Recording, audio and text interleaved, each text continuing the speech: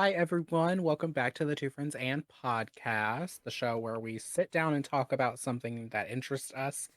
And today we've got our second paranormal episode. Yeah. Yeah, we've decided to take like a little pivot, and every other episode of the pod is going to be something paranormal that we both want to talk about. And there's something else I want to talk to you about at the very end. But I'm gonna leave that for then. So what is our topic today, Rebecca?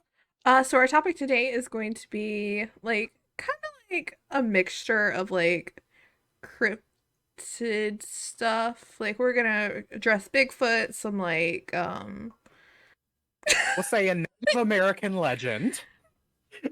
yeah, and some Black Panther-y stuff. So not the not the superhero or the organization, but the animal.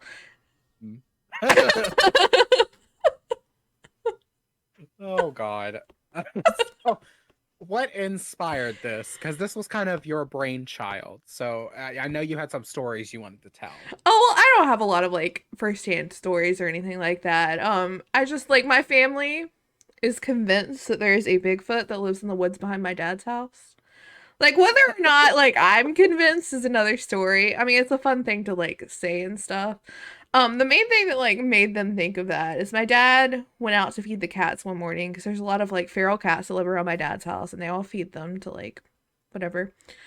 And he went to go feed the cats, and he had because they'll break into it. He has their food in like a metal toolbox, so that they don't get into it. And he went out to feed them, and like as he was walking out there, he heard kind of like a sound, and You just cut out making that sound. That is so funny. yeah, so he had like it was some sort of like sound, and he was like that was weird because it was like kind of a growl scream type deal. And he went to go feed the cats, and the toolbox was missing, and like it was a big toolbox, like probably like 40, 50 pounds. Holy cow. Yeah, it was like a big metal steel toolbox deal. Like the chest ones? Yeah. Holy shit. Okay. Yeah. So he couldn't find it. Like it was just gone. They ended up finding it. My aunt found it later that morning, like in her front yard with like teeth marks in it. You're kidding. Yeah. Which was probably like quarter of a mile to a half a mile away from where it originally was. Oh my God. Yeah. So it like definitely could have been a bear. But he said like the combination of that with the noise, he thought it was a Bigfoot. Okay, so for context, we tried to record this episode before, so I have heard this story. I don't think I quite got the size and weight of this Yeah. toolbox. Yeah. Holy cow. Yeah, I guess a bear could have done that, but like that's a lot of work for a bear. And then nobody saw anything? No.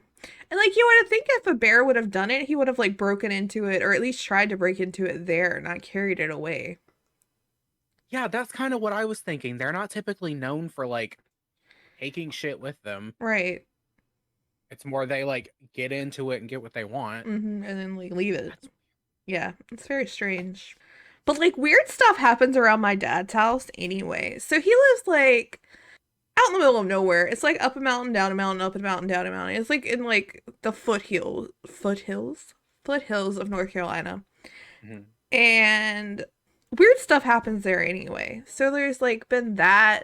When my dad was a kid, they say that Black Panthers don't exist in North Carolina. Like mountain lions don't exist in the area that we're in at all, and black ones Mhm. don't exist. But my dad had like seen a black mountain lion when he was a kid. Like he was on the trampoline and like looked over and it like looked at him and he like ran, but he's like 100% like would swear on a stack of Bibles that that's what he saw. And then like other weird stuff, like there's like booms. We had some technical difficulties with our last episode. There was some audio issues, which is why we're re-recording this. But during that, there was like a giant boom that happened on Cody's end, which kind of had us talking about these like explosions that happen over at my dad's house too.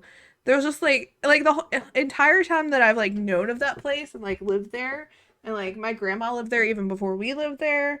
Like there's always been these booms that we never knew what they were. Like we live out in the like it's out in the middle of nowhere, so it like could be people blowing up stuff, but it happens at like random time, 1 in the afternoon on a weekday. Like people aren't usually blowing up shit. But it totally could be. I like we've said before, like we're not immediately gonna jump to it's paranormal. Yeah. But it's just weird stuff that happens. And then there's like a mound of dirt out in the woods that like was smaller when my dad was younger and it's gone up, which makes me wonder if there's some sort of like fault line type deal going on there too, which yeah, definitely interesting. That is interesting. Does your dad like, I know this is gonna sound a little weird, but does your dad live near any reservations? Not that I know of. I know that there's like a reservation like right in the on the Virginia border, but I think that's a little bit well, it's not a reservation. There's been like obviously Native Americans lived everywhere, and there's like evidence of them living there, just like mounds of like rocks and stuff that were you like what I've always been heard of that they were used for either like burial or like certain like farming things. But there's definitely like man-made mounds of rocks in the middle of the woods over there. That's kind of I with the Black Panther, Black Mountain Cat, Mountain Lion, whatever. That's kind of what I was thinking. I was like, I mean, there are like legends in Native American folklore about Black Panthers and Black Cats and people having the ability to, transform into them. So that's kind of what brought that to mind for Oh, me. interesting. I've never heard that before. Yeah, there's a lot of different stories about people being able to transform into animals. Something we'll talk about later in the podcast actually has to do with that too. But yeah, that's really interesting. Like him seeing a full ass like black mountain cat. Right.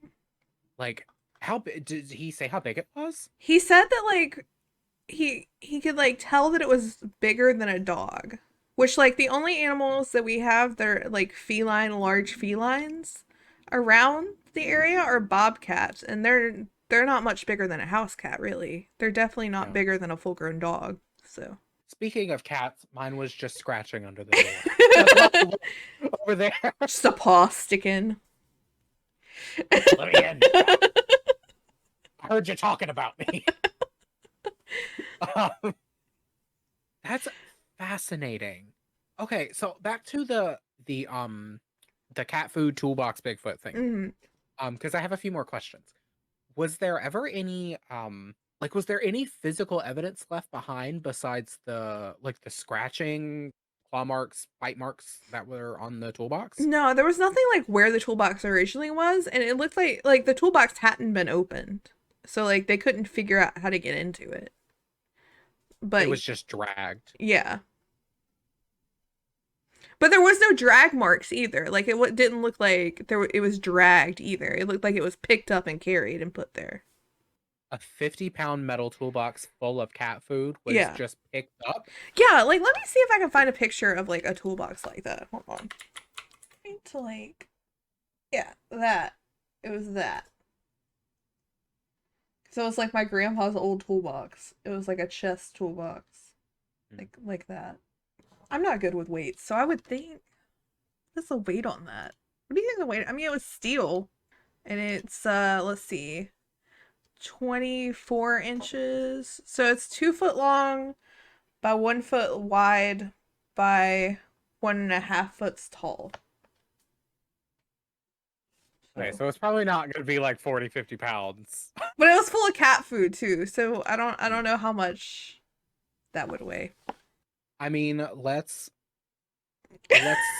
assume that you can fit like one of the big size bags of food, and those are like 15, 20 pounds. So like 25-ish pounds of cat, the metal on top of that. Of cat food, yeah. Well, the metal is probably 25 we'll say 30 conservatively. Okay. I couldn't carry it. So the bear of the Bigfoot is stronger than I am. But yeah. I guess in theory, a bear could like pick it up with its mouth using the handle, but would it be Yogi smart enough Bear to? Yogi Bear style with the picnic basket. It's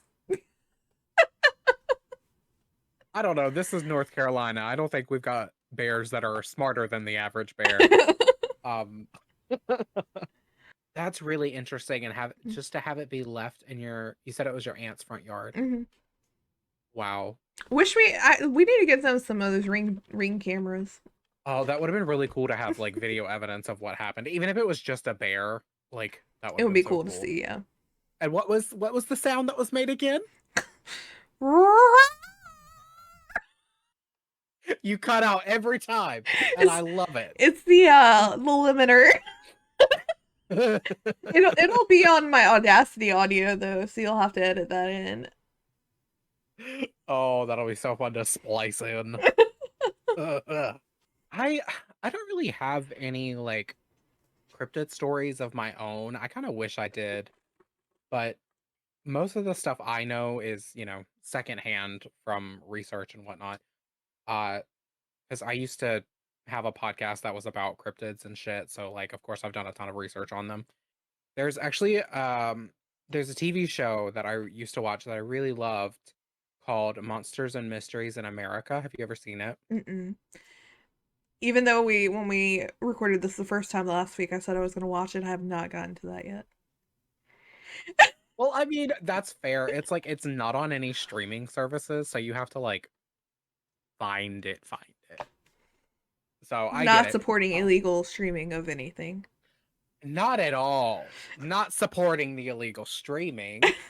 Um, but yeah, it would tell, I think it was like usually 2 or 3 stories per episode of different lore and legends from the area and try to have like eyewitnesses come and tell their stories. It was really neat.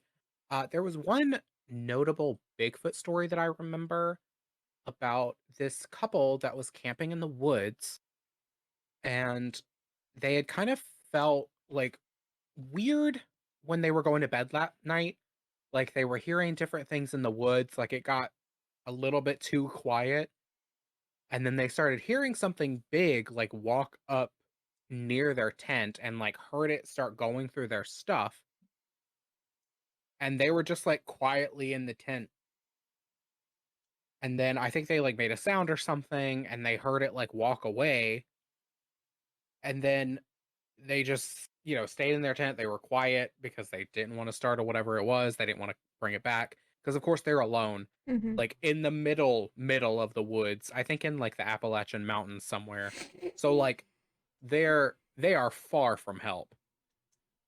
And then they start hearing rocks hit their tent. And they hear like rocks hitting outside of the tent around them, and they start hearing this like call, I guess we'll say, of creatures like communicating with one another, and they kind of interpreted it as a warning signal of like stay the fuck away from here, because that's where like Bigfoot sightings are very heaviest, is like Mm-hmm. Appalachia area, because of course that's a massive amount of forest that is pretty much like untouched for the Mm-hmm. most part, undiscovered. So of course, a species would be able to exist there that wouldn't have to be discovered forever. Right.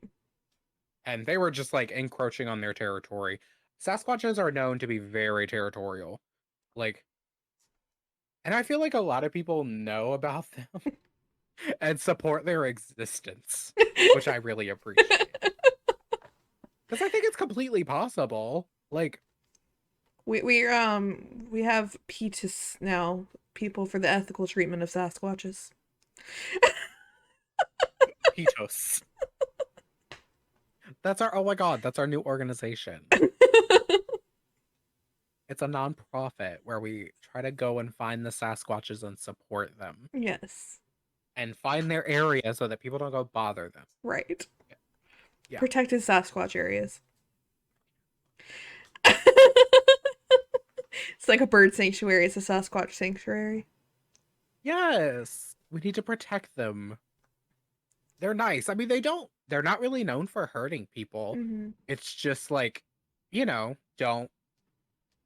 don't come in my area. I Mm-hmm. won't come in your area. Right. We don't have to fuck with one another, Right. you It know? seems like they've always like they never want to be seen. They just always kind of like occasionally you'll see one just like strolling.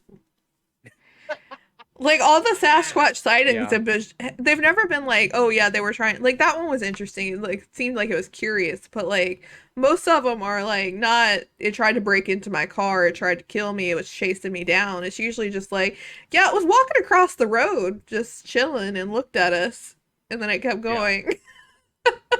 Yeah, on the whole, I mean, they seem much more like curious than curious and exploratory than like wanting to interact or anything. Right. And basically, don't fuck with their territory. That's basically it's like any other like territorial animal, like a Right. jungle cat or something. Just don't come in their area. Or They don't. us. Like if you Yeah, walked into my house, I would be like, not you, you'd be pers- throwing rocks too. Get out of my house. So I found an interesting story, kind of similar to that one, mm-hmm. about people encroaching on Bigfoot territory Mm-hmm. and having rocks thrown at them. Oh, If you would fun. like to hear it, Yes. yes. So this is going to be a little more informational slash reedy for everyone listening slash watching. So this is from the Nunatsiaq News in Canada, and it's from more of a like indigenous area. Mm-hmm. So there's going to be a few different names. Cody's gonna try. Yes, I looked up pronunciation for most of them, but if I fuck it up, I am so sorry. I am white. Um, I plead so white. I plead the white. I'm working on it. I promise. Okay, so it's titled "Nunavik Hunters Run into Rock Throwing Bigfoot Creature."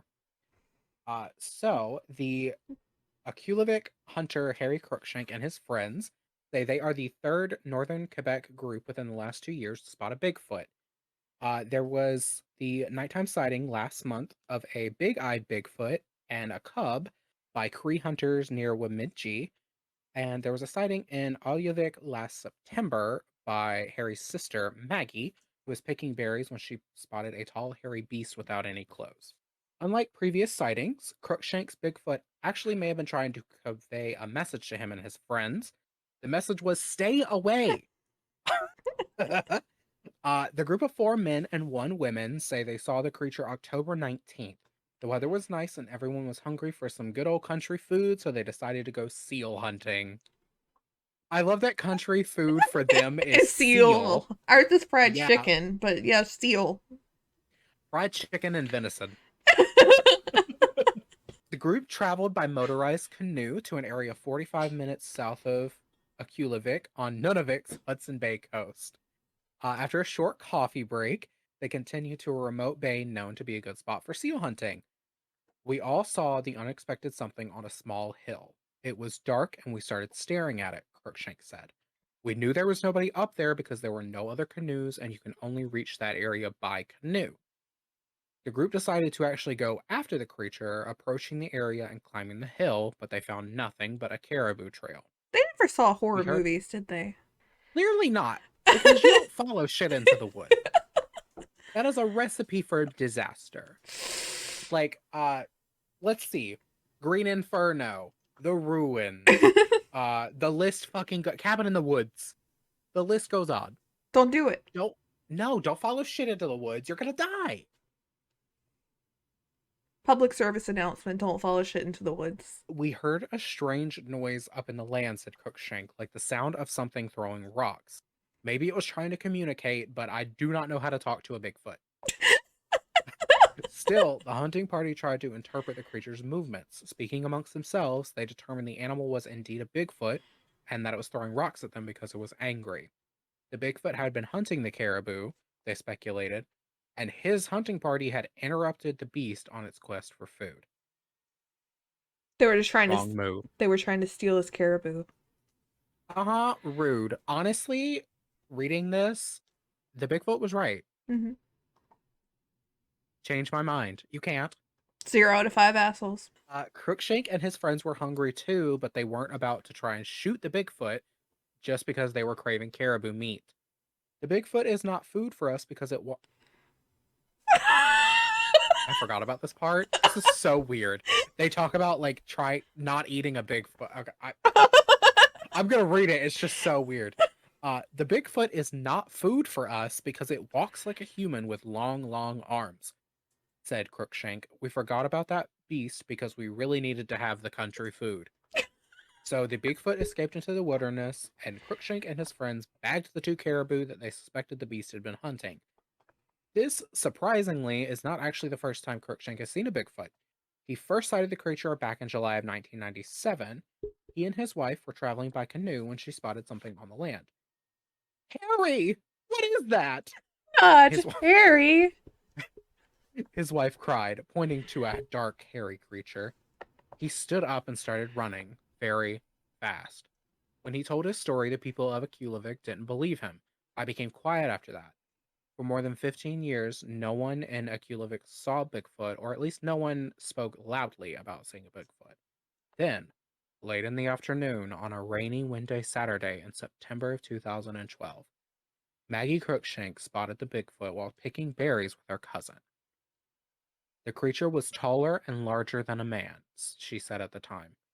It walks like us, but not standing straight. It can jump and crawl. Its footprint measured some 40 centimeters. I probably should have looked up what the conversion was for that. I'm just going to imagine large. Maggie posted photos of the footprints on her Facebook page, which instantly drew numerous comments. She still has not released the video she claims to have of the creature, so she has drawn a lot of criticism on this because she hasn't released it. Mm. Unfortunately, her brother was also not able to gather any hard evidence of the Bigfoot that they saw because they forgot their cameras. Clear and compelling documentation of Bigfoot has long been a goal of Sasquatch enthusiasts and researchers in the US. In the US, people have set up motion sensor cameras, trekked deep into the woods, but one Utah based group called the Falcon Project has an ambitious plan: construct a remote controlled helium filled airship complete with high tech cameras and thermal imaging equipment and take the search for Bigfoot to the skies. We've spent 40 years on the ground trying to film this creature. I've decided the only way we can actually study them is from the air, said project manager William Barnes. Barnes, who had a life altering Bigfoot sighting while prospecting for gold in the late 1990s. The creature came just within 3 feet of his tent. We're still raising money, but once we get it together, we're going to be out there 24 hours a day, 7 days a week. As of now, the Falcon Project has no plans on coming to Nunavik, but back in Aljavik, Harry Cruikshank believes the creatures are here to stay, but does not plan on going out and looking for one again anytime soon. He said, I'm just going to leave it alone and only hunt for the real animals, not that kind of beast.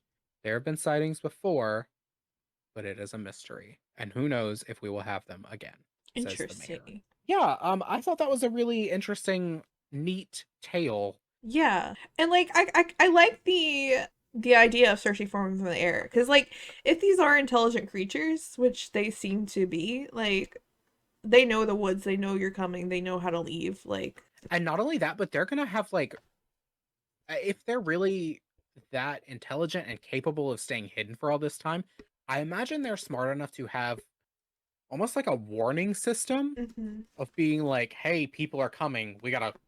Get out of here. Yeah. And like probably scent wise too, like they can smell. And I would say like maybe use drones, like normal drones, but they would hear Oh. that, I would think. They would have to be really sneaky because they seem really intelligent.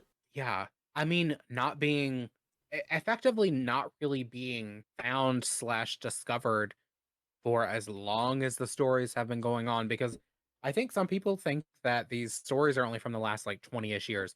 Stories about the Sasquatch go back literally to native Mhm. oral stories. Mhm. Like they go back before the written word. Right. So this isn't a new phenomenon.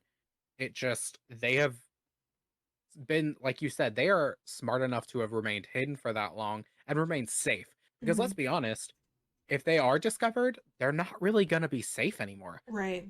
I doubt that our society slash government, whatever you want to say, has the humanity to leave them alone. Mhm. Like, if there was real proof, or not real proof, but if there was like undeniable, unignorable evidence of it Like a that like body. proved, yeah, like that proved it 100% without a doubt, and everyone knew about it, you think they would leave it alone? No. They can't leave it alone now. And they don't even know it exists.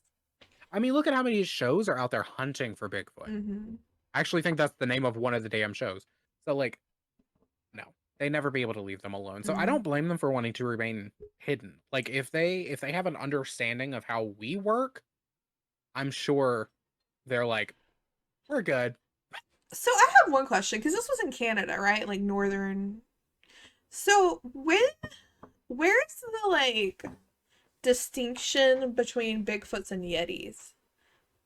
Do you know Um, anything I, about like that distinction? Like, is Yetis more in like Asia, Himalayan area? Like, I know they're similar and probably related, but yeah, they are. It's also some people consider it like interchangeable mm, because they're effectively the same creature. They've just adapted to different environments. right. Ours are I brown, think it, theirs are white. yeah, I think it's sort of like the is it the Galapagos finches or something? Hmm. Where they're all effectively the same bird. They've just Hmm. developed different beaks Right. because they've had different feeding needs. Right. So like them, the ones that live here have adjusted to forest life and being able to hide themselves in the forest, dealing with the temperature. Right. Whereas we'll say the Yeti has adjusted to, a snowy landscape. They've Right. developed white fur so that they can hide. Um, Kind of. honestly, it makes sense. Yeah. Kind of like people. Like northern origin people are paler than like people that are or originate from around the equator. Hmm.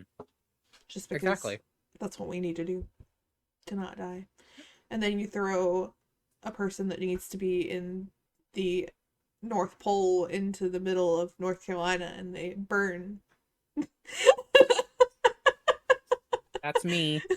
We need to go back to Norway. Yeah. I'm a space heater. I would like to go where it is cold, please. That's a really interesting question to bring up. Yeah, I'm glad you asked it because I love the Yeti. Like, I love the idea of because they're seen like all over the world, like you Hmm. mentioned. It's not just in the States Hmm. or even just in the mountains of North America, we'll say. Hmm. Like, they're spotted pretty much everywhere. There's also, creatures that are Bigfoot or Sasquatch slash Yeti Hmm. like the Rougarou, I think it's how you say it, the Rougarou from I think Louisiana or Mississippi, Hmm. where he's basically like a swamp version of a Sasquatch. Right.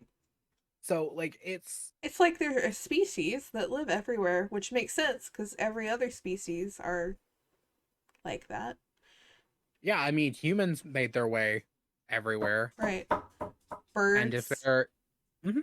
And if they are like some sort of offset of our evolutionary timeline that just evolved differently than we did, it Hmm. would make absolute sense that they've successfully managed to branch their way into different. The way like microevolution works, like if it were or macro, I can't remember, but like if like even say like few hundred to 1,000 years ago, like a family decided we don't want to be a part of like human society and like went off on their own, they would have adapted to that environment. Like Mhm. even if it's like a separate evolution past us, like to a different because they would evolve to fit their environment. Yeah. It can be like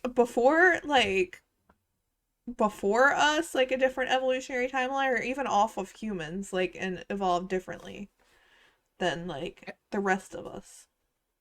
I wish I could remember what came before Neanderthal, because there's like right before Neanderthal, we were much hairier and, Mm-hmm. you know, earlier and more like on the ground with our hands. So I imagine like somewhere in that, Area. you know, couple thousand years, they separated. We became well, not hairless, but, this, and they didn't. Right. I want to look more into that. I love cryptids. Bigfoot is usually the one that I don't know a super ton about, but I feel like he's such commonplace Mm-hmm. that, like, even if you don't know anything about Bigfoot, like, you know about Bigfoot, Right. you know? That's kinda what it feels They like. have freaking Like, yeah, statues everywhere of him. yeah, there's actually also a music festival. Did you know that? Really? A Bigfoot music festival? Yeah, I think they label it with Sasquatch, but yeah, it's like a music festival based on them. It's weird. I He's didn't look too far into it, but yeah. he's become a whole pop culture thing. Like Mhm. t-shirts with Sasquatch on it, signs with Sasquatch on it. We went to Gatlinburg and there was like tarot reading place with like a giant Bigfoot statue in the little garden. I love that. I wouldn't usually associate tarot and Bigfoot, but go off, girl. Get your money.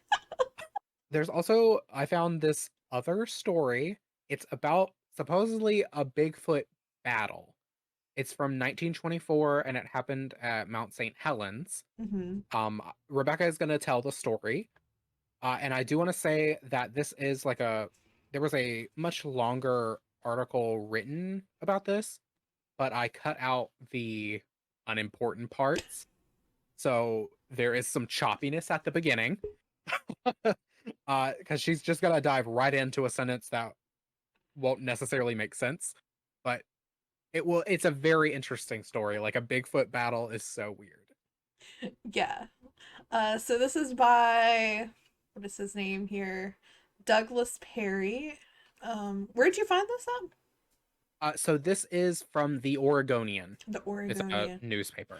Okay, so he says it has been largely forgotten that intrepid investigators in these parts took the mystery seriously for years, tracking giant footprints and collecting reports of freaky whistling noises heard in the forest, like my interpretation earlier. No one knows for sure when the Northwest Bigfoot legend truly began, but the most successful launching pad for the public obsession with it is known. A battle that supposedly took place in a narrow gorge on the east flank of Mount St. Helens. The gorge is now known as Ape Canyon. That's where, in the summer of Ooh. 1924, a group of gold prospectors stumbled out of the woods, shaking and glassy eyed, to tell the tale of a 7 foot tall ape like animals attacking them with boulders.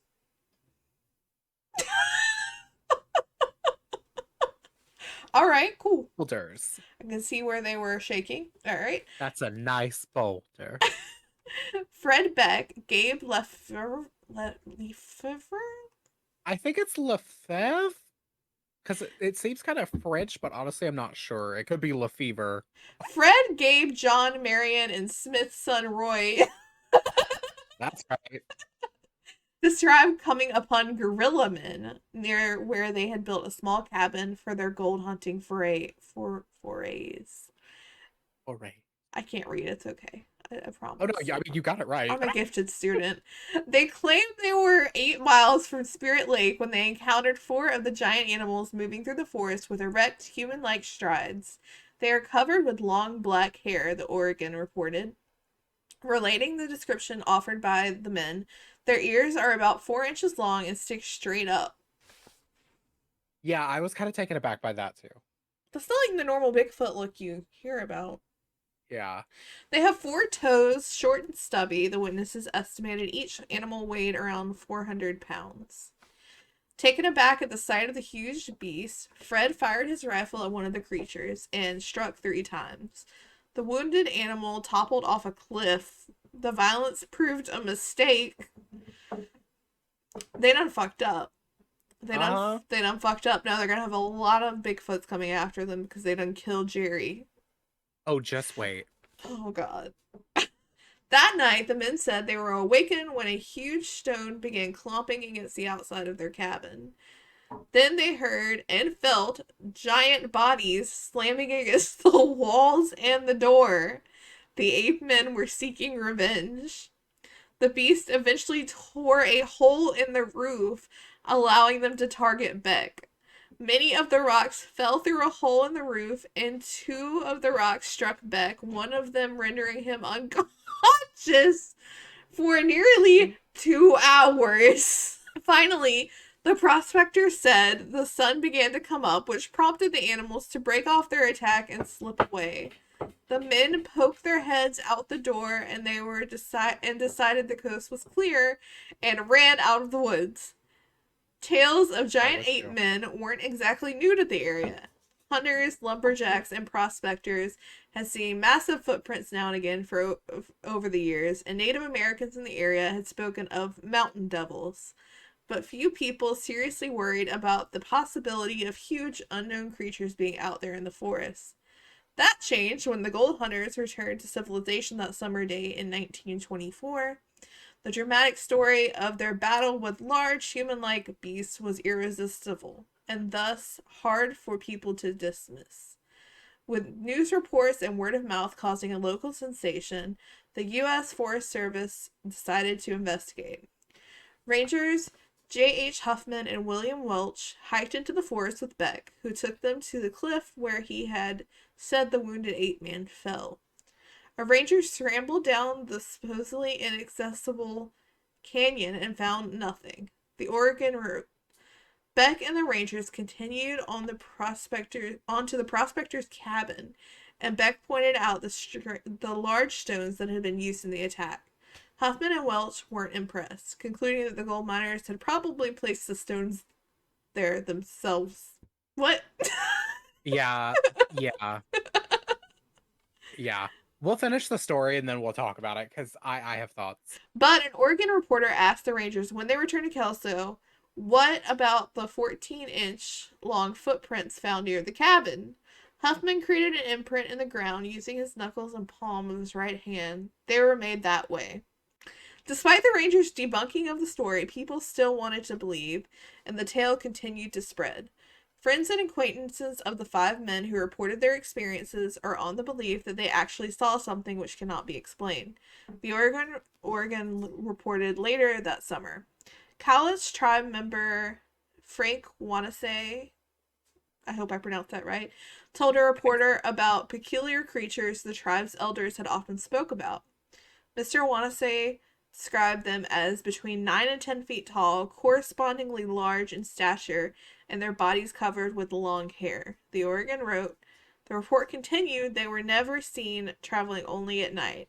Wanase insisted the animals were harmless. In the years that followed, the prospector stories would be repeated time and time again, inspiring various sightings of those theories and about the beasts.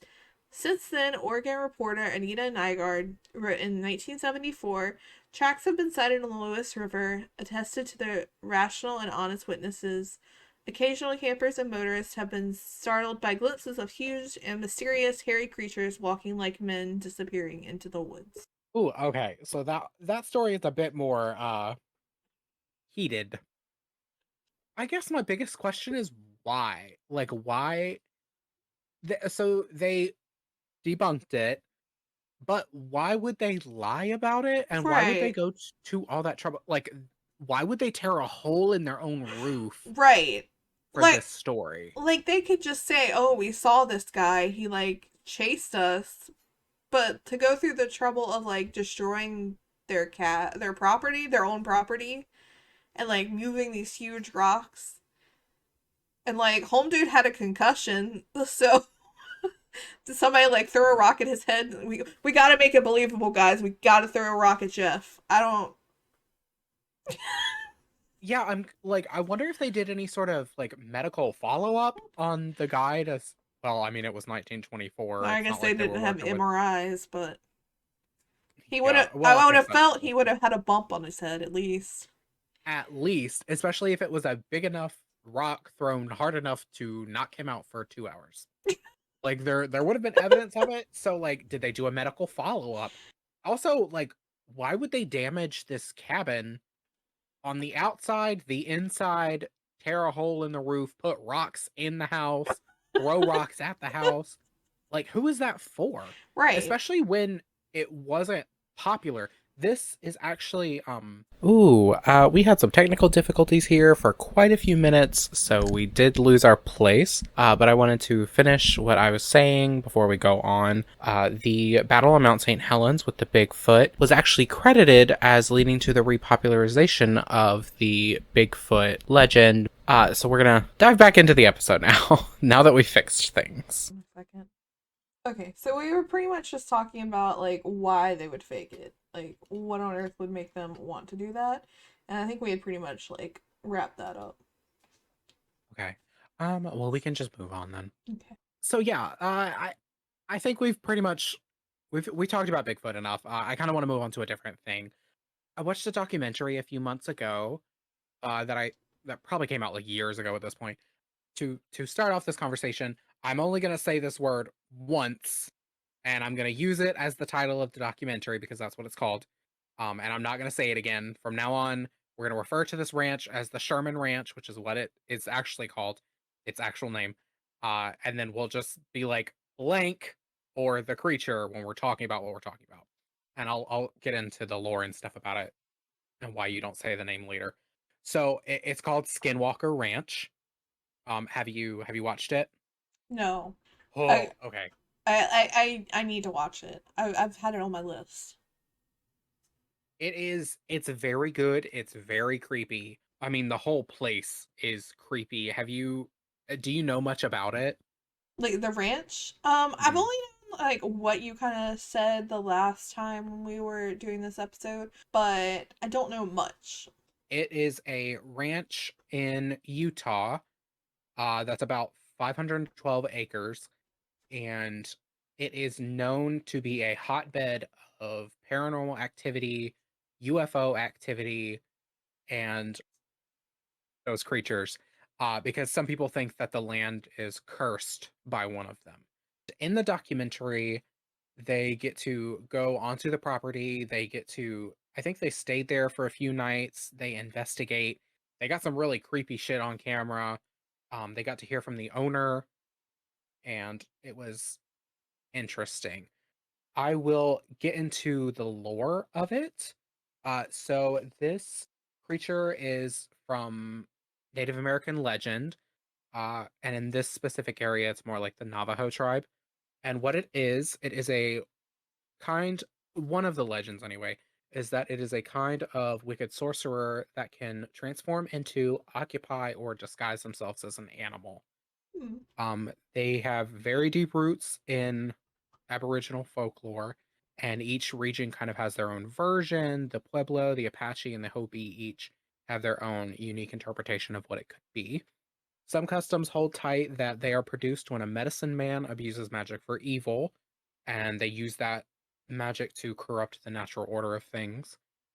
And then the powers that they are given differ from tradition to tradition. The few things that kind of remain constant is this like malicious transformation, that they have command over beasts. They have the ability to turn into different animals, and they have the capacity to possess other people from the tribe. And then in modern times, other people. Like it's not just people within the tribe; it's other people as well. In other traditions, a person, man, woman, even a child, can become one when they perform any deep-seated taboo. Whoever's listening, you can ponder what that means. Just anything taboo and evil would turn them into one of these creatures.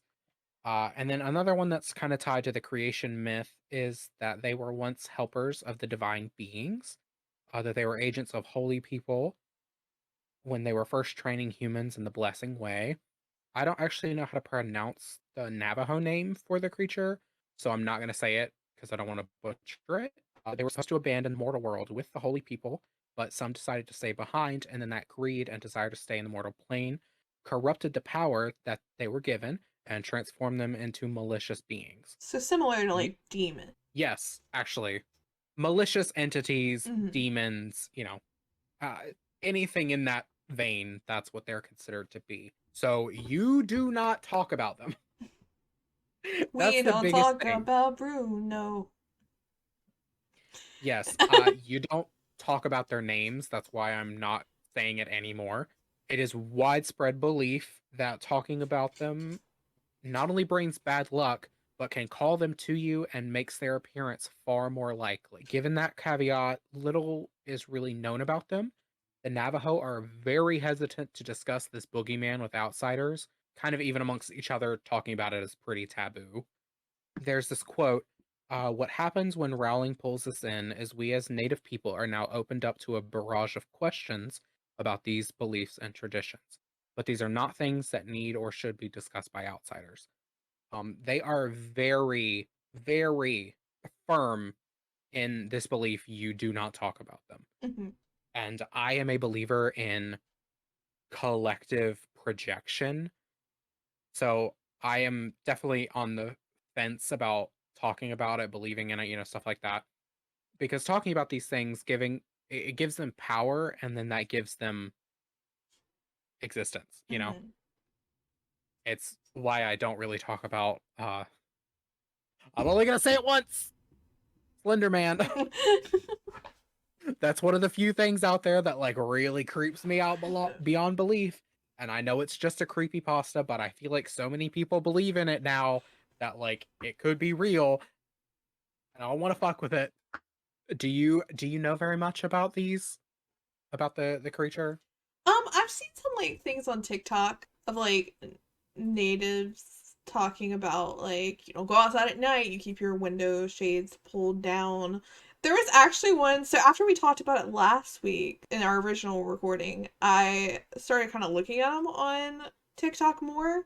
And like a lot of those were saying like I came across this guy that was talking, he has a lot of content about the knot deer, which are kind of like a Interesting. similar type deal of like deers not acting like deers walking on two legs Yeah. type deal, and then like be careful letting your dogs outside, like, or letting your dogs in the house because you don't know like what they are. And there was like a video of this woman who she thought she had like well she had left her dog thought she had left the house, so she like left the house and then came back, and like she caught a video of her dog like standing on two legs opening the door of the room he was in, seeing her, and then closing it.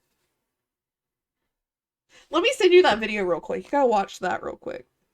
Ooh, a live reaction. While you're doing that, I remember coming across one on Instagram of this guy had invited one of his white friends to stay with him the night or on the reservation. And the guy was like looking out of the closed blinds at night because he had heard something and it kind of sounded like something was calling his name. And so the white friend was like looking outside the blinds and they saw like this, I'll just say canine like creature in the street, like looking at them. Oh god. And then the native guy was like, no, get away from the fucking window. And he was like, but I can hear it calling me. He's like, uh-huh. This is Don't why we go don't go out outside. there. Oh, this is one of those legends where I'm just like, I don't ever want to encounter that. Did you send it? Mhm. Oh, There should okay, I be just got it. two of them. Okay, The first one is the one I was talking about, and the second one he goes into a little bit more of like more of it. It's a different dog, but like the deal. okay.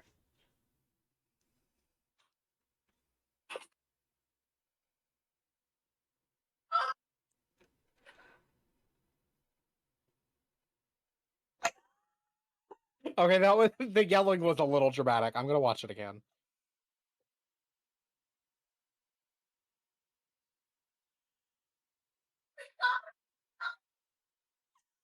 The way it looked at her was creepy, I'm gonna be honest. Okay, I'm gonna watch the other one just to, because honestly, that really could have just been funny dog Right. antics. This Redditor is scared her dog might be possessed by a skinwalker. Twice before letting your dog inside. This, my friends, is a woman's dog who she thinks is possessed by a skinwalker. Stop saying it. The story goes as follows. One night, this woman was just sitting in her kitchen getting ready to make dinner when all of a sudden her dog propped up out of nowhere and started staring at her, but not in a loving, playing way that he normally would, in a way that looked like he was hungry and wanted to eat her. She also had been having a ton of skinwalker dreams lately, Stop due to her saying it. childhood and where she grew up. Growing up on a farm in a rural area can definitely get scary at times, and her dreams were no short of that. This incident with her dog, she has been having a ton of skinwalker dreams, which honestly could be a sign. She also says her dream is extremely frightening. She's sitting back on her porch at her old house when all of a sudden she looks over at the sheep, but it looks like all of the sheep are asleep but one. But its eyes are glowing red. But then it starts to transform in front of her, growing extremely sharp teeth and transforming into multiple things in front of her. My question to you guys is have you seen a skinwalker before?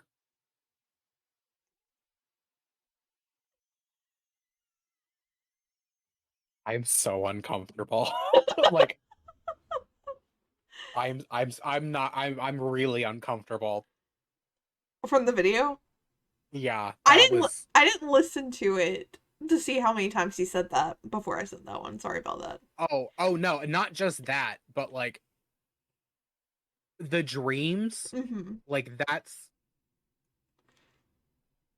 she may be right. Like I'm not gonna lie, she may actually fucking be right because that's one of the parts of the legend. Is the dreams? Like, yeah, like having them infiltrate your dreams. That honestly means they could be trying to possess her.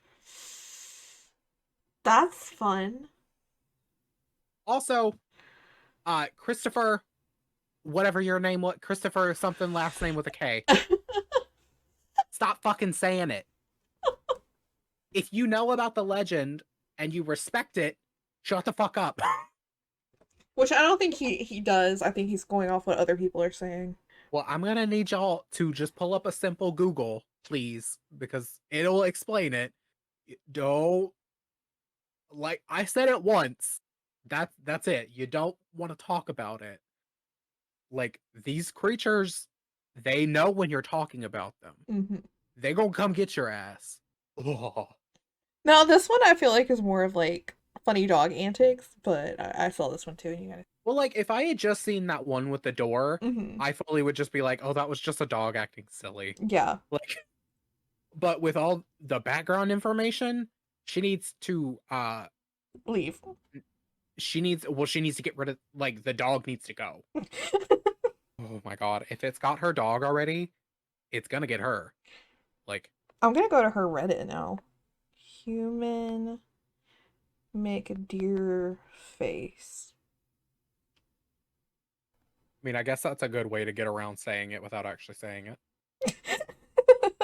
It's not on here anymore. Like the account's here, but like that post isn't. I got her. That, oh, I hate it. Oh, I hate it. I just realized that when I read that quote earlier, I didn't give context for it. The quote was from a Native American writer named Adrienne Keene. She was talking about how J.K. Rowling and other like pop culture stuff like Supernatural, Grimm, all those like TV shows, have used similar entities in their Mm-hmm. stories, and they have very negatively affected indigenous people because obviously this is a real belief that a lot of people Right. have, and it's very damaging and scary to have like attention and energy pointed at something that you're not supposed to Right. do that with Like because they are spooky shows are fun, but you have to like be careful when you're dealing with that kind of stuff. yeah, just like with anything paranormal, supernatural, extraterrestrial, whatever, you need to be careful. Yeah. Like you need to go in at least kind of knowing what you're doing, what you're talking about, not saying the name of things you're not supposed to be saying the name of. Have you watched Sabrina, like the new Sabrina, the like Oh yeah, I chilling? loved it. Yeah, I did too, but I felt like sometimes they were going a little like they were playing it a little dangerous with like demons and Satan and that kind of stuff, just like talking about that kind of stuff. And it was a great show, but it could have like opened up some doors that they didn't want to open up. Yeah. I mean, there is kind of a history in cinema of like people making movies about things like that. I mean, of course, the most famous one, The Exorcist, Mhm. is known for having a lot of very creepy, paranormal, demony shit happen behind the scenes on set. So, Well, like, I haven't looked too much into like I remember my dad mentioning it. I haven't looked too much into it, but I remember him saying that like the little girl in Poltergeist like died at an early age. Like all the like kids in Poltergeist died at an early age, which is freaky. I don't know about the son, but the oldest sister Mm-hmm. was actually killed. Mm-hmm. Like, her boyfriend killed her. Mm-hmm. I think it happened after the first movie, and that's why she wasn't in the second one. Mhm. And they don't even reference her in the second one. And then, yeah, the little girl, she actually made 3 of them. And then after the third one, I think she was like, maybe she was killed by her dad. I think that's what happened. Hmm. I don't remember exactly what it was. She may have just like died of some sort of health condition, but I feel like her dad like took her out or something. I don't remember. It was super sad because she was still like really young after she made that movie. Yeah. Heather O'Rourke. Cause of death. It says congenital stenosis of the intestine causing septic shock. Okay. I may be thinking of a different child star then. Yeah, it says that it was like a random thing though. She got ill from like this, it's called Giardias. I don't know if I'm pronouncing that right, but she contracted it from the family's well water. And then she was subsequently diagnosed with Crohn's disease, prescribed cortisone's injections to treat the disease, and then she collapsed at her home, went into cardiac arrest. They found out that Oh her God. intestines had perforated, and she died of septic shock. Oh my God. Yeah. And she was 12. Yeah, that's what I thought. I figured it. I remember thinking it was somewhere between like 11 and like 14. So, jeez. I think I'm the little girl who got killed by her dad. That she was pretty sure she was the voice actress on All Dogs Go to Heaven Mm-hmm. because there was like a little girl in that movie, and Mm-hmm. I think it was her that I'm thinking of. There's too many little girls that were actresses that got killed or are dead. Like Yeah. it's very Don't creepy. put your daughter into the film industry. Anyway, back to the ranch, Sherman Ranch. There has been a lot that has happened on that property, like everything from just, simple ghost sightings to hellhounds to alien abductions to death. Um, it's a lot. Some people think that like it's an energy convergence, like maybe ley lines meet there. Some people think that it's like a wormhole or a portal to a different dimension that like is bleeding through. Mm-hmm. Some people think it's a hellmouth because a lot of bad things happen there.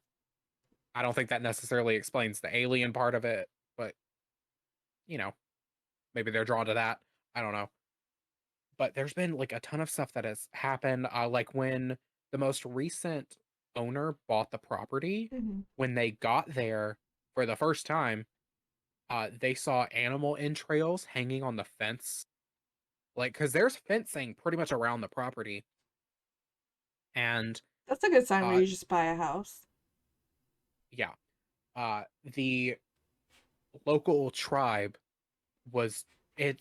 The entrails are used as a method to keep the dark entities inside the grounds. Mm-hmm. So like they're trying to contain it inside of where it is. Doesn't always work so great. Because there are a lot of rules you're supposed to follow when you're on the property. Like you're not supposed to one, you're not even supposed to go on the property unless the owner is aware of it. Two, you aren't allowed to make changes on the property unless the owner is aware of it. There's a story that I remember from I'm pretty sure it's from the documentary about this man who was hired to fix the fence on some portion of the land, and he was told to stay off the actual property. But he ended up having to fix the fence, and he had a heart attack and technically died. Like he died for a few minutes, and then they got him off the property and brought him back. And he like refuses to ever go back there again because he said he has this like intrinsic knowledge that it's because of the property. Mm-hmm. Like he had that heart attack because of the property. Because he didn't really have any other health conditions that would have Mm-hmm. led to that. He wasn't like old at the time. He is now. But like there was nothing physically that should have caused him to have a heart attack, His heart just but it happened. stopped. Hi everyone, just wanted to stop in and let you know that this is the end of the episode. This whole recording session ended up being about 2.5 hours long, so we decided to make it a 2-part episode. So next week, part 2 will come out, and we'll continue talking about the Sherman Ranch. So we hope you guys have a great day. Make sure to go follow us on our social medias, Instagram, TikTok. Go check out our YouTube channel if you want to watch the video version of this. And yeah, like, subscribe, follow, whatever. Bye!